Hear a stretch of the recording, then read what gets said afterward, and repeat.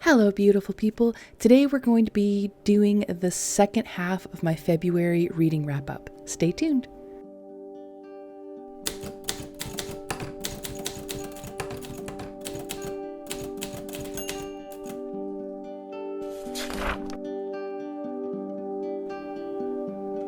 Hello, beautiful people. Welcome back to the channel, and if you are new here, welcome, my friend. It is great to have you here. Get comfortable and please stay a while. I know it's been a couple of weeks and we're now into March, but I did want to get the second half of my February reading wrap up out and share with you the rest of the books that I read in the month of February, because there were some really interesting ones.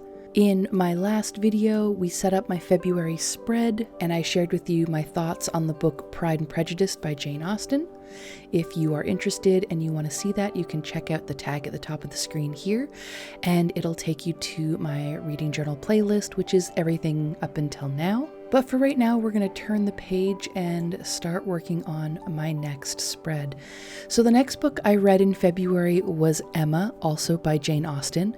This is a really great romance. Again, it is a Jane Austen story, so it is set in the Victorian era.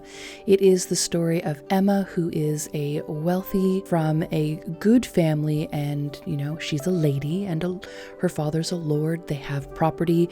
Their estate is not entailed on anyone else, so she is in no rush to marry. And this is the story of sort of her coming of age story. She is responsible as a member of high society, of good standing. She does lots of introductions to people. She hosts many parties and gatherings. And on one of these introductions, a couple happen to marry. And somehow she gets it into her head that this means she is a gifted matchmaker, that she just knows how to do it, and she is going to bring this joy into the lives of her friends and try and see if she can't make other connections. This leads to all kinds of interesting mishaps. It's a beautiful country story, and there are lots of will they, won't they moments. There's lots of glances across the room, lots of misleading moments. And in the end, in true Jane Austen fashion, everyone finds their happy ending and ends up where they're supposed to be. And it's just a really beautiful story. This is absolutely a 5 out of 5 for me.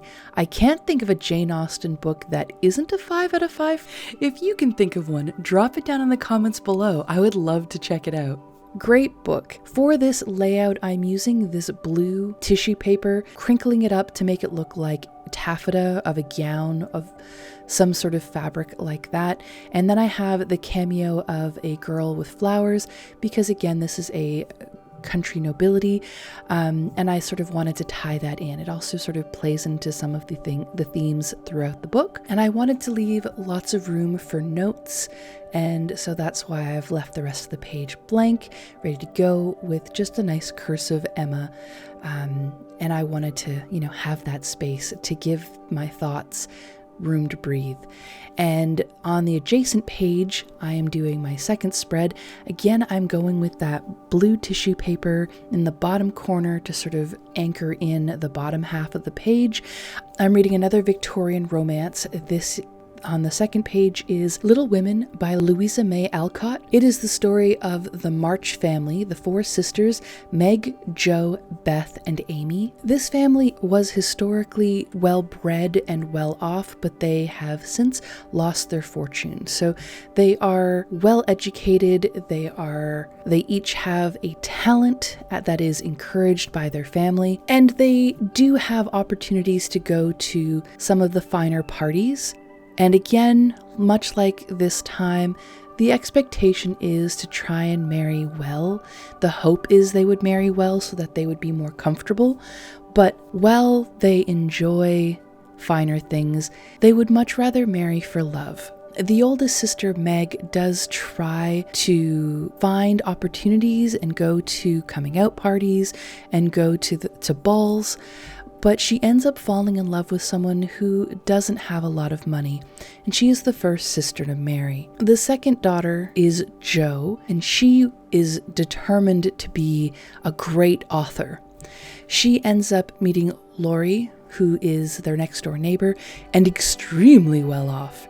They end up being best of friends, and he falls in love with her, but she's not quite sure that's the life she wants. As a matter of fact, she's pretty sure it's not. We then have Beth, who is an accomplished pianist and is shy. She's not as outgoing and verbose as her older sister, but is more shy and introspective and an introvert. She wants to stay home, and she kind of watches her sisters almost leave her behind. And then we have Amy, who is the youngest. She wants to be in society. She wants to be at the parties and the balls, but she's too young. And until her older sister is Mary, she's not really able to come out into society. Eventually, she is able to get her taste of society and to get out, and she wants to be a painter. So she studies to try and be in the arts. There are a whole bunch of shenanigans and false starts and unrequited love, and then all of the sisters kind of find their way in the world. And I don't want to do too many spoilers, so I'm going to leave it at that. It is a really sweet novel. It is well written. It is a beautiful, heartwarming story, and one that you should absolutely give a read if any of this stuff sounds appealing to you. If you are into those classic Victorian romances, it's absolutely something you should check out. Now we get into the bloody romances. These are sort of dark fantasies, I guess is how they were supposed to be marketed, but the romance is intrinsic to it. It is the heart of the story. The motivation of the characters is largely because of love. So for me, the fantasy, if you can take the romance out of the fantasy and you still have a story, then it's a fantasy story with some romance. These, if you take the love interest out, there's no story. So I call them bloody romances. So for this, we are bringing back our red tissue paper because it's absolutely appropriate. We are going with black and we are going with red to bring in that sort of, blood. The first bloody romance I read was The Savior's Champion. I actually have heard some mixed reviews about this book. I enjoyed it. It's a nice, simple read. It is not a complicated plot. There are some dark and twisty moments. There's a nice sort of underlying romance that drives the plot and has a relatively satisfying ending. It leaves the potential for future books to come out, but it was an interesting read. It was one of those that I couldn't put down. This was also the first audiobook I've ever purchased and listened to, and I think that the audiobook really enhanced the reading experience or the story experience. So this is the story of Tobias, who is a layman who was training as an artist, but ended up having to give up that apprenticeship, which was no income, in order to bring in money after his father and his sister were in an accident, leaving her wounded and scarred and his father dead. So now he is the sole breadwinner, as his mother needs to focus all of her time and energy on taking care of his sister. So he works tirelessly. He's developed some strength and stamina having to work in the fields, and his best friend drags him into a situation where they join the Savior's tournament. Every generation, there is a new savior who is the person who makes it possible for this desolate place in the desert to be a beautiful, viable place to live. She has some healing properties, and she is basically the ruler of this land because she made it a lush, healthy place. And her father, so the previous champion of the Savior's trial, is now running this for his daughter, and the hope is to have the best man be the winner, the best man be the Savior's champion who will rule by her side, keep her alive, and help the kingdom be profitable and salvageable. And the previous Savior was murdered in the streets, and so he's extra protective. So Tobias joins in challenge, and it's basically a maze, not actually a maze, it's a hallway, but I digress. He joins in and competes, and during the interview process, they ask him to describe who he is, and in that moment, he says, "I'm an artist." And so he doesn't go in as brawn or as strength or any of these other categories. He goes in as one of the savants, and he is an artist, or the artist. Once they're in the labyrinth, death is everywhere. The challenges in the labyrinth are deadly sometimes, and the other competitors are also trying to knock each other out. So there are some interesting things there. We start to get to know the characters, and we start to see a romance budding between Tobias and one of the healers. I gave this a ranking of 3 out of 5 stars. I thought it was an interesting premise, executed passably, but I found it lacking in world building and lore. I didn't understand why none of the competitors understood the process of the competition. I didn't understand why sometimes they're just walking up and killing each other, and other times they're following some arbitrary rule. So there was a lot of confusion there. While I was reading it, I was excited to get to the next part because I kept expecting more from it than I kind of got. But it was interesting and not very complex, but interesting. The second one was The Savior's Sister. Now, after the conclusion of the first book, I was really excited to dive into the second one, thinking that at the first one, he's out, he escapes, he's free.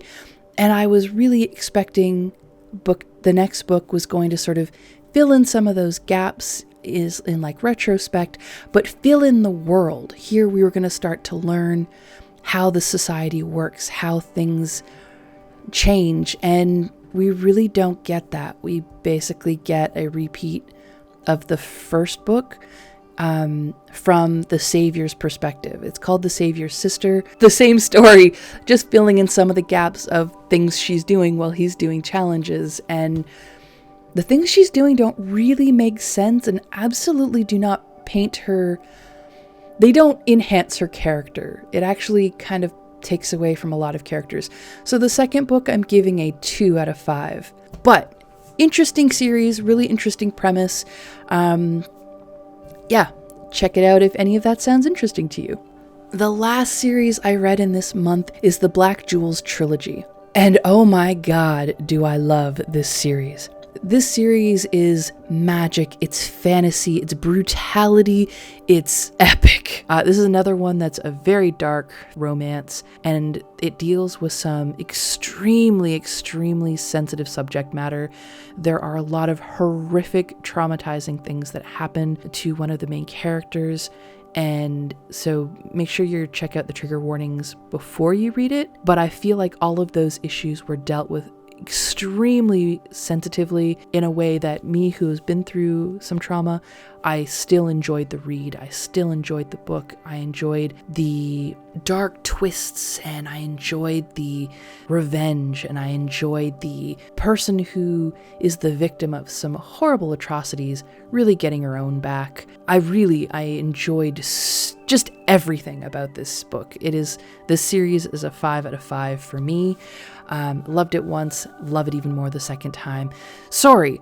So we have the Black Jewels trilogy written by Anne Bishop. It starts out, we meet Damon and Lucifer, who are bastard half-brothers, and they are slaves to a very evil woman who uses, abuses, and manipulates them, and very seldom lets them stay together.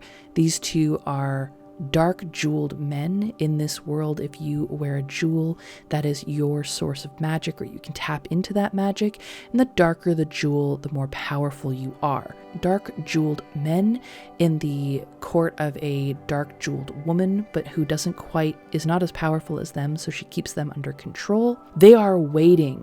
They were promised that this super powerful chosen one style queen was going to be coming into power in their lives, and so they are waiting, and they wait hundreds of years in slavery till they can serve this real queen, and they go through hell.